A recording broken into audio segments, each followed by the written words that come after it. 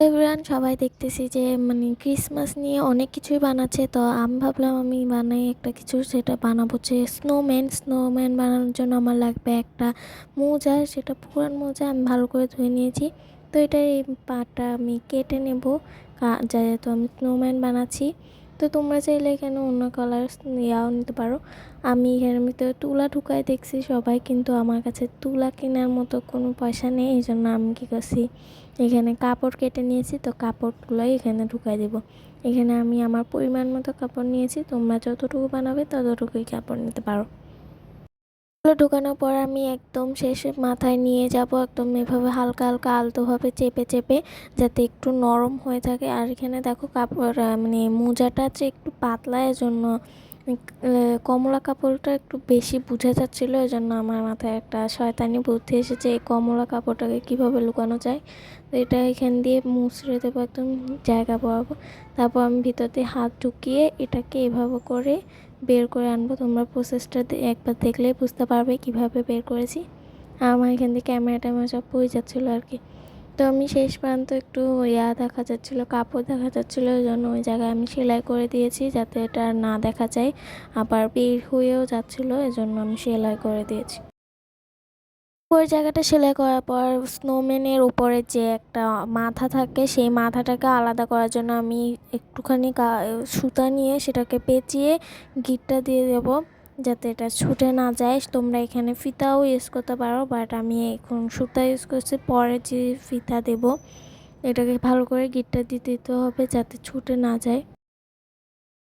সেলাই করার পর আমাদের স্নোম্যানটা রেডি। এখন স্নোম্যানের ওপরে যে টুপিটা থাকে, সেই টুপিটা বানানোর পালা এবার। তো মোজার বাকি অংশটুকু থেকে আমি একটু অংশ কেটে নিয়েছি, আর একটু অংশের উপর দিয়ে শাড়ির যেভাবে কুচি করে, সেই কুচির মতো এভাবে উপর দিয়ে করে নেব কুচি। সেই উপরে কুচিটার উপরে আমরা দেখতেই পাচ্ছ, সেই কুচিও আবার আমি সেলাই করে নিয়েছি। এবার গিট দিয়ে দেবো যাতে করে ছুটে না যায়। টুপি তো রেডি। এবার আমি এটার মধ্যে চোখ মুখ কী দিয়ে দেবো বুঝতে না পেরে আমার কাছে কিছু আলপিন ছিল, সেগুলো দিয়ে দিচ্ছি। তো আলপিনটা ধরার সাথে সাথে আমার থেকে পড়বে। এখানে আমি দুইটা কালো এবং একটা লাল আলপিন নিয়েছি।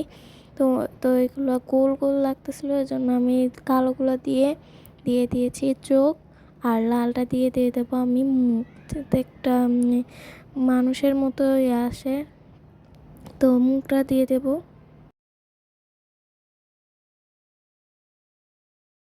দেখতেই পাচ্ছ কতটা কিউট লাগতেছে। আমি টুপিটা বসায় দেখতেছিলাম কেমন লাগে। তো এখানে আমি মোজার আরেকটু অংশ কেটে এটার উপর লাল রং করে দিয়েছি, কারণ আমার কাছে লাল মোজা নেই।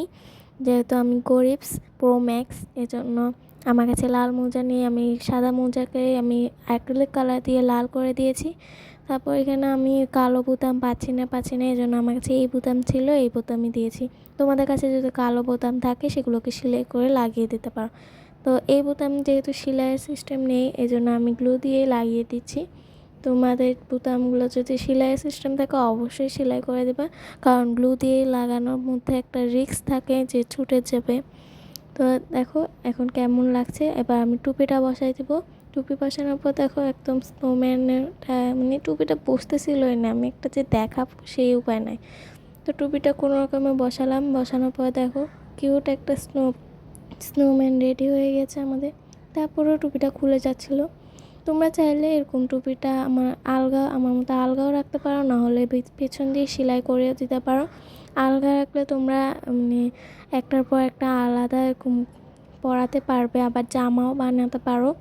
যেহেতু ছোটো বাচ্চাদের হিসেবে এটা অনেক বেশি বেস্ট একটা পুতুল। তো তোমরা এখানে মাফলারটাও অনেকগুলো বানিয়ে কালার অনেক গেল আমাদের ছোট্ট কিউট স্নোম্যান।